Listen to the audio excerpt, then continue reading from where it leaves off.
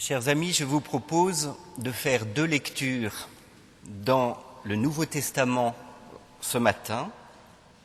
La première un peu longue, dans l'Épître aux Romains, au chapitre 8, et la seconde sous forme de 3 brefs ricochets de texte dans l'Épître aux Hébreux. Romains 8, à partir du verset 18. J'estime en effet que les souffrances du temps présent sont sans proportion avec la gloire qui doit être révélée en nous. Car la création attend avec impatience la révélation des fils de Dieu, livrés au pouvoir du néant, non de son propre gré, mais par l'autorité de celui qui l'y a livré. Elle garde l'espérance, car elle aussi sera libérée de l'esclavage, de la corruption, pour avoir part à la liberté et à la gloire des enfants de Dieu. Nous le savons en effet, la création tout entière gémit maintenant encore dans les douleurs de l'enfantement. Elle n'est pas la seule. Nous aussi, qui possédons les prémices de l'esprit, nous gémissons intérieurement, attendant l'adoption, la délivrance pour notre corps. Car nous avons été sauvés, mais c'est en espérance. Or, voir ce qu'on espère, ce n'est plus espérer. Ce qu'on voit, comment l'espérer encore? Mais espérer ce que nous ne voyons pas, c'est l'attendre avec persévérance. De même, l'Esprit aussi vient en aide à notre faiblesse, car nous ne savons pas prier comme il faut. Mais l'Esprit lui-même intercède pour nous en gémissements inexprimables, et celui qui scrute les cœurs sait quelle est l'intention de l'Esprit. C'est selon Dieu, en effet, que l'Esprit intercède pour les saints. Nous savons d'autre part que tout concourt au bien de ceux qui aiment Dieu, qui sont appelés selon son dessein.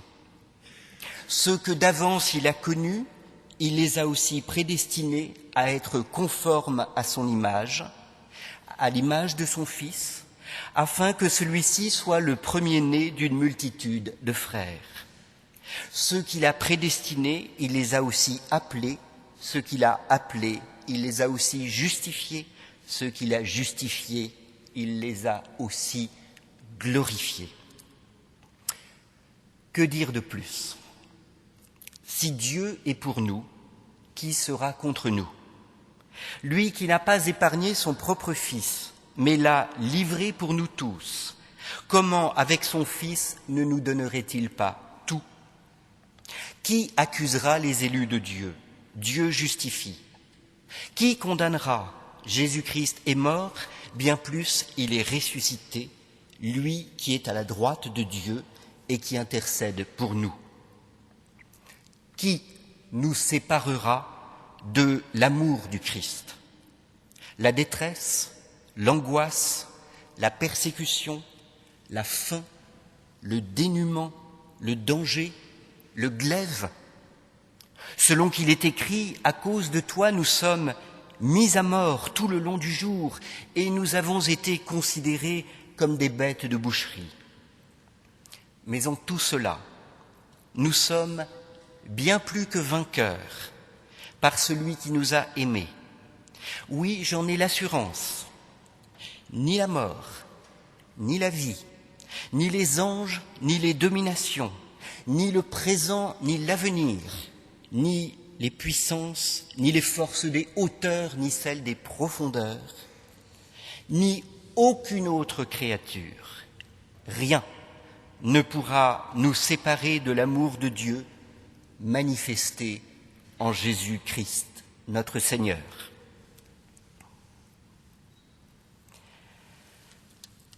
Trois petits ricochets dans l'Épître aux Hébreux.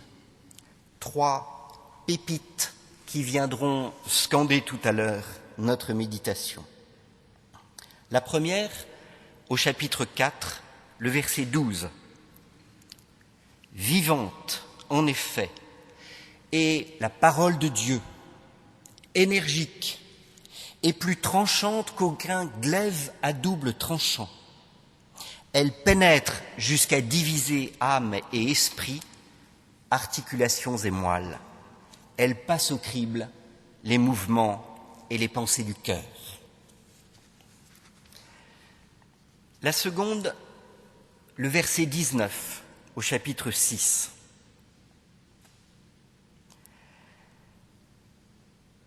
À nous qui avons tout laissé pour saisir l'espérance proposée, Dieu donne une ancre de l'âme, bien fermement fixée et qui pénètre au-delà du voile. Et puis, après la longue succession de ceux que Dieu a bougés par la foi, d'Abel à Abraham, en passant par Enoch et Noé,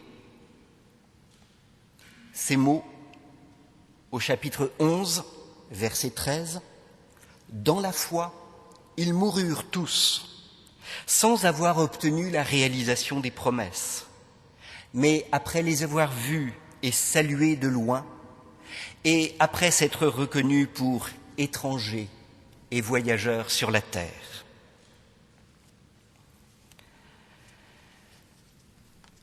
Dans le cantique, dans le recueil Louanges et prières, je vous invite à prendre le cantique 240, « Vers toi s'élève mon âme, éternel mon Dieu, mon roi ». Cantique 240, nous chantons les 3 strophes.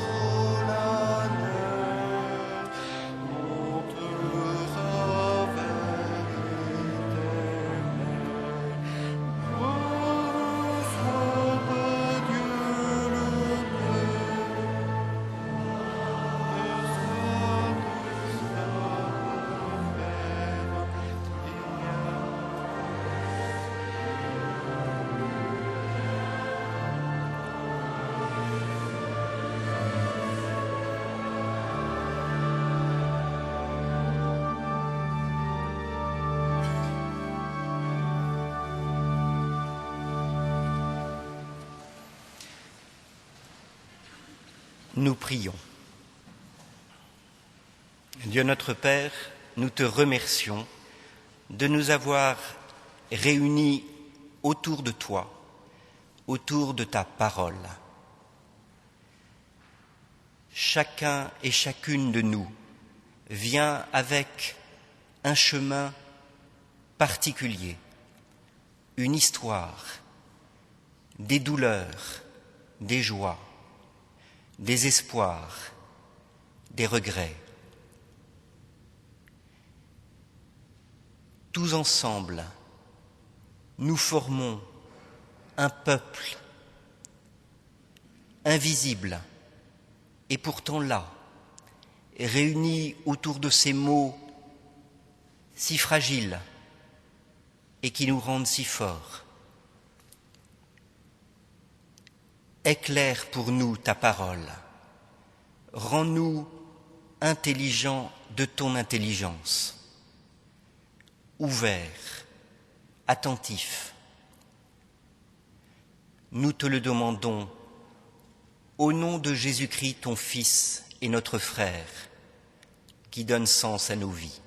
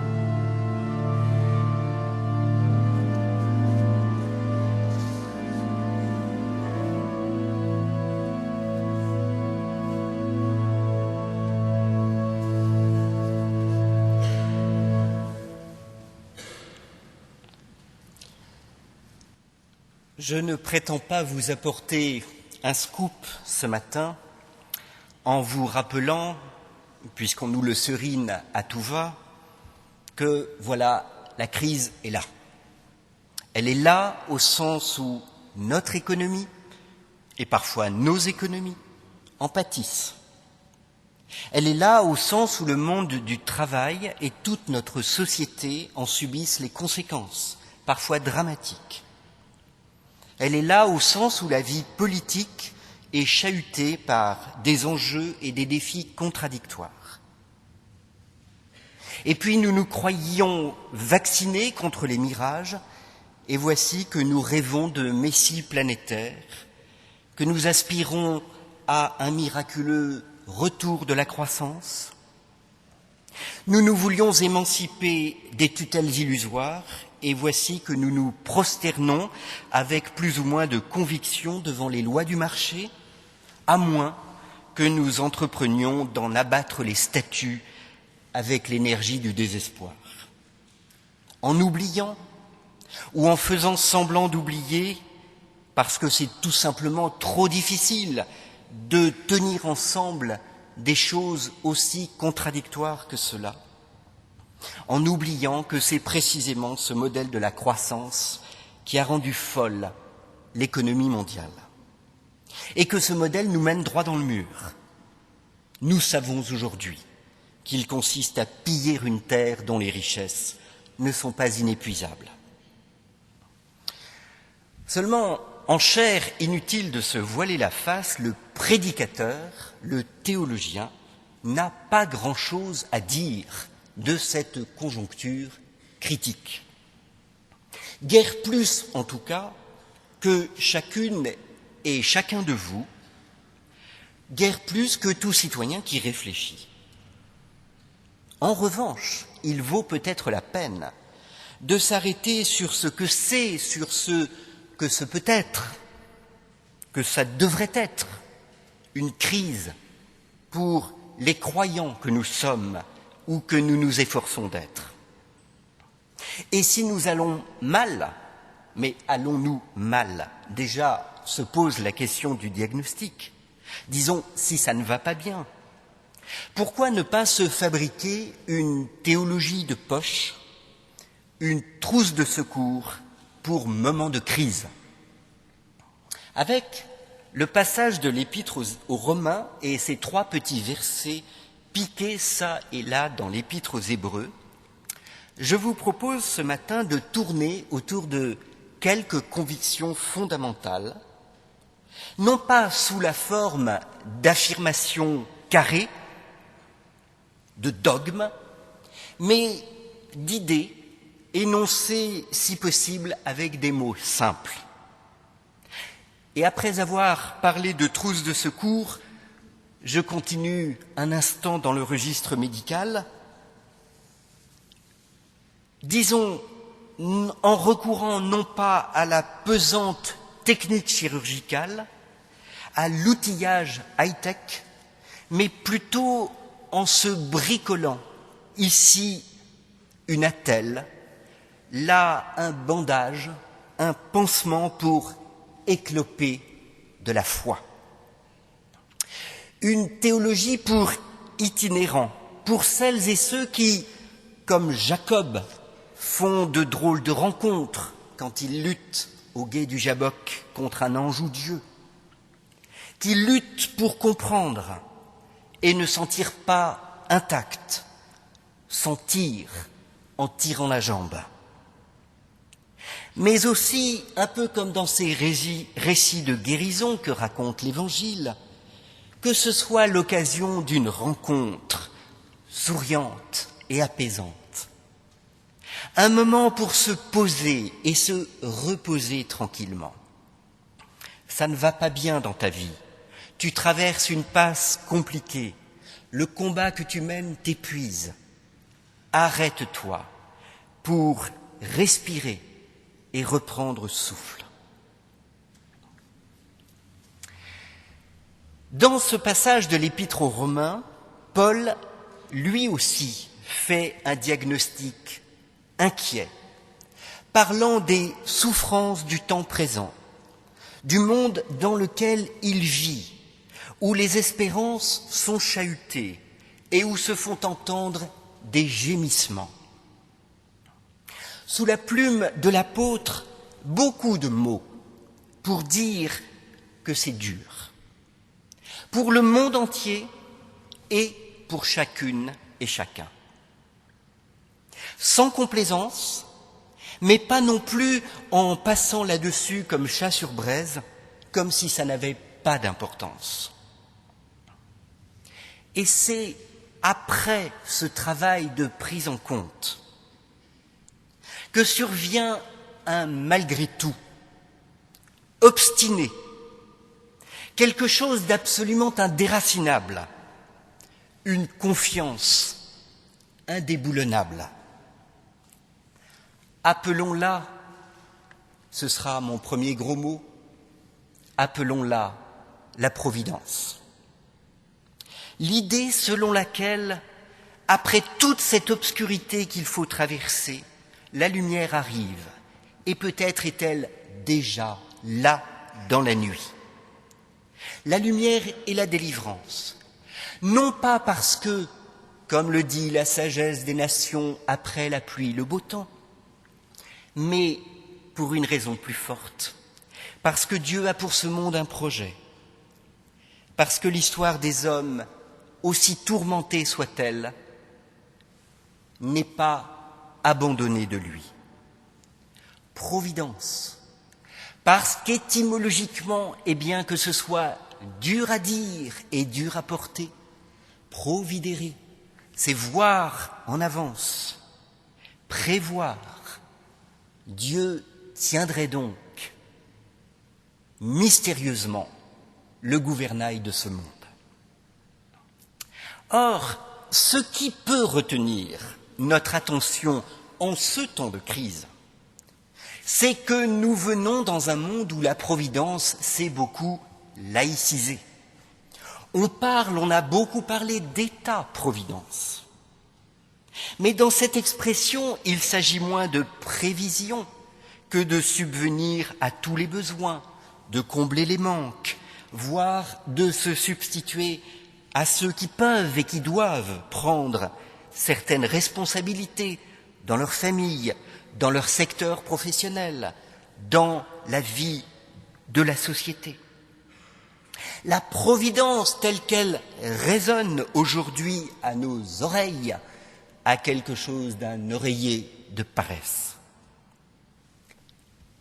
Or, si nous revenons au texte de Paul, on est frappé de voir que sa providence à lui n'abolit ni n'atténue la souffrance ou la difficulté, qui sont prises au sérieux et regardées en face.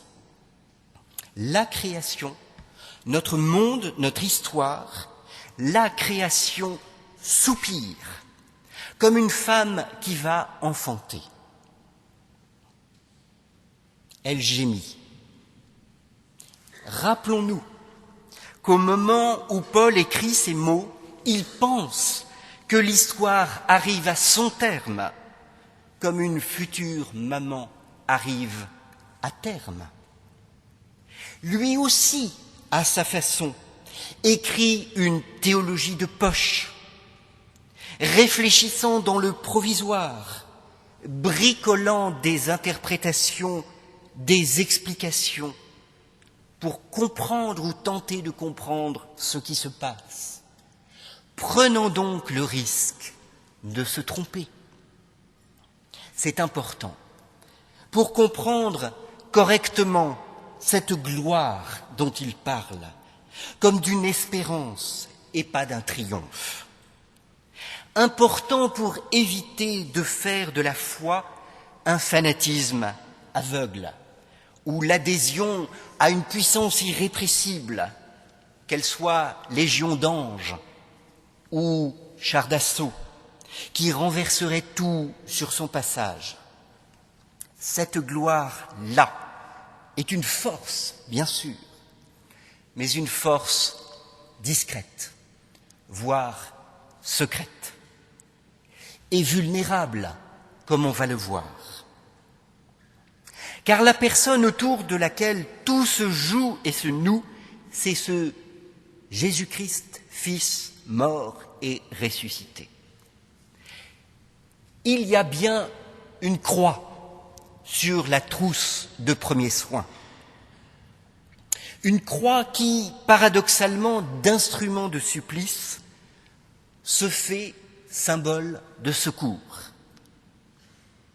Et qui, tout aussi paradoxalement, l'est non pas en évitant la mort, mais en l'affrontant. La croix éclaire la providence.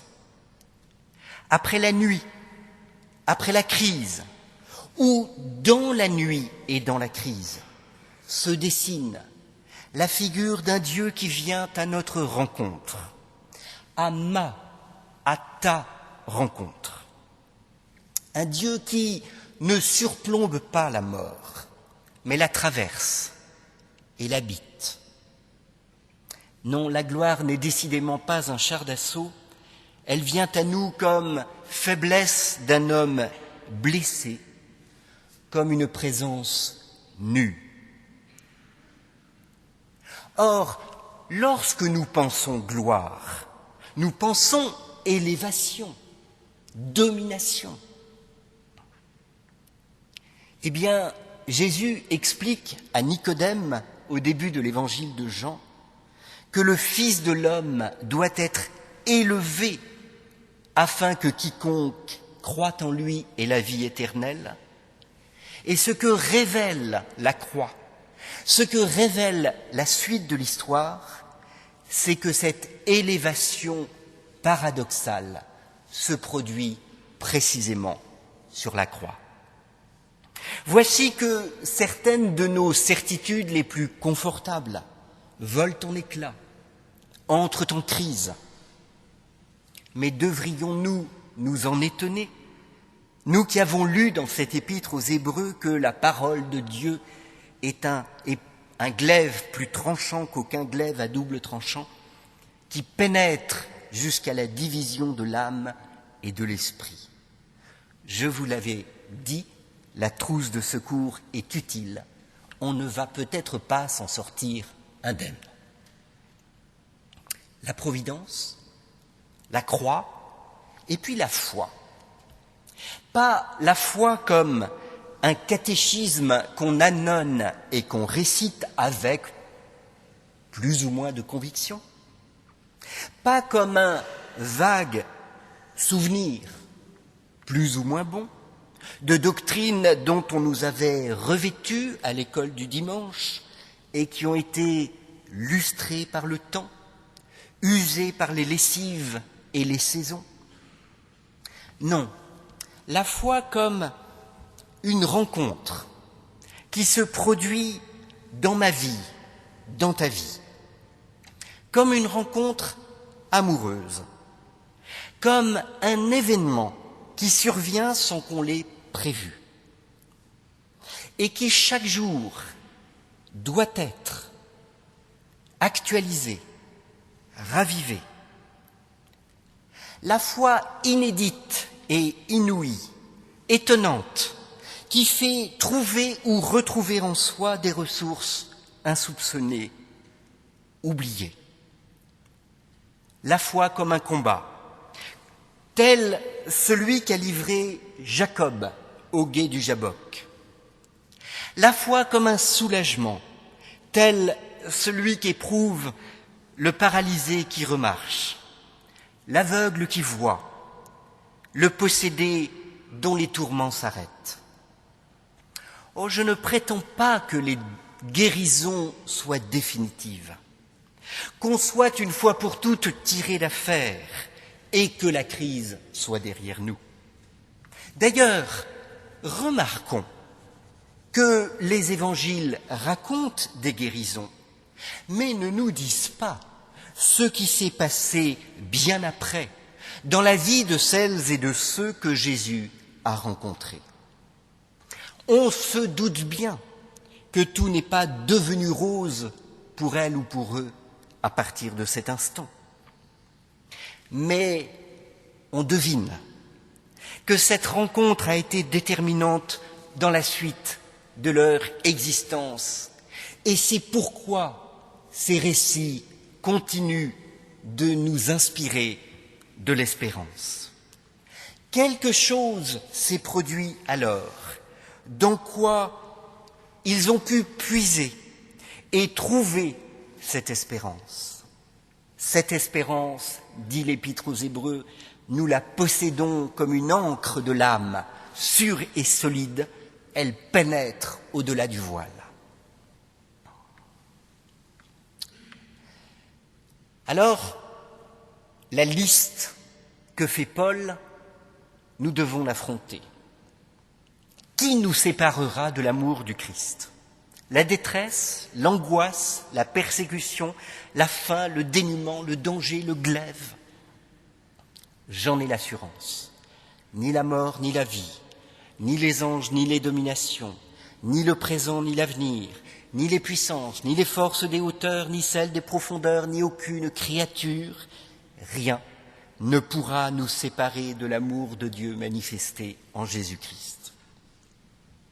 La liste des tribulations réelles ou des tourments possibles que dresse Paul, chacun de nous peut l'adapter en fonction de ce qu'il traverse. Et nous pouvons tous l'allonger beaucoup. Des épreuves personnelles à la crise de civilisation, rien de plus facile que d'ajouter à cette énumération toutes sortes de raisons de douter ou de baisser les bras. Et permettez-moi d'insister sur ce point Paul ne dit jamais qu'il n'y a pas de raison de douter ou de baisser les bras, qu'il faudrait serrer ses petits poings et se dire qu'on va s'en sortir, comme ces entraîneurs d'équipes sportives essaient de galvaniser ou de remotiver leurs troupes. Il ne fait pas cela. Il mentionne calmement ces raisons de douter ou de baisser les bras. Il les identifie et nous invite à en faire de même dans nos vies. Mais il ajoute qu'aussi fortes que soient ces raisons, qu'aussi infranchissables que paraissent ces obstacles, ils n'auront pas le dernier mot. Les sujets d'angoisse ne disparaîtront pas comme par magie, mais nous croyons, nous savons que Dieu ne nous abandonne pas, qu'il nous accompagne et nous soutient, parce qu'il en a donné dans l'histoire maintes preuves, la plus forte étant sa présence en Jésus-Christ. C'est pour cela que nous nous sentons adoptés par lui. C'est pour cela que nous nous disons ses fils et ses filles. Et dans un contexte de controverse confessionnelle, Calvin, commentant ce texte, disait, pour s'en prendre évidemment à ses adversaires, « Il ne nous faut point craindre que la continuelle durée des maux, si longue qu'elle puisse être, efface la certitude et la fermeté de notre adoption. Et ainsi nous voyons que ceci contredit clairement ces scolastiques brouillons qui gazouillent que personne n'est certain de la persévérance finale, si ce n'est par le moyen d'une révélation spéciale, laquelle, selon leur dire, est extrêmement rare. C'est là une affirmation qui anéantit totalement la foi, qui certes n'est point si elle ne s'étend jusqu'à la mort, voire même après la mort. Mais au contraire, ajoute le réformateur, il faut que nous soyons assurés que celui qui a commencé en nous la bonne œuvre la parfera jusqu'au jour du Seigneur Jésus. Dans ma trousse, 3 mots. La providence, la croix et la foi. La providence qui n'est pas un super pouvoir, mais une raison d'espérer malgré tout, une raison solidement chevillée en nous et dont il faut resserrer la cheville régulièrement. La croix, qui nous dit la proximité de Dieu en son Fils, venu non pour tout régler comme par enchantement, mais pour habiter l'humaine condition de la crèche à la croix et pour nous en redire la beauté. Et la foi qui nous fait rencontrer ce Jésus, celui qui vient à nous, la foi qui nous met en chemin après sa rencontre, vers lui, vers les autres et peut-être aussi vers nous-mêmes. La providence, la croix, la foi, 3 mots clés pour une théologie de poche, parce que quand on est en marche, mieux vaut ne pas s'encombrer ou se charger inutilement. Or, si nous sommes chrétiens, nous le sommes non pas d'abord parce que nous avons une doctrine bétonnée et la certitude d'avoir raison contre tous ceux qui pensent ou croient différemment, ou contre ceux qui doutent, ou contre ceux qui ne croient pas. Chrétiens, nous le sommes ou cherchons à l'être, parce que nous sommes en chemin des pieds à la tête. Que nous marchions ou que nous méditions, nous sommes frères et sœurs, de celui qui n'a pas d'endroit où reposer sa tête. Nous sommes, comme le dit l'Épître aux Hébreux, étrangers et voyageurs sur la terre. Finalement, alors, peut-être même que pour la foi, traverser la crise, c'est normal.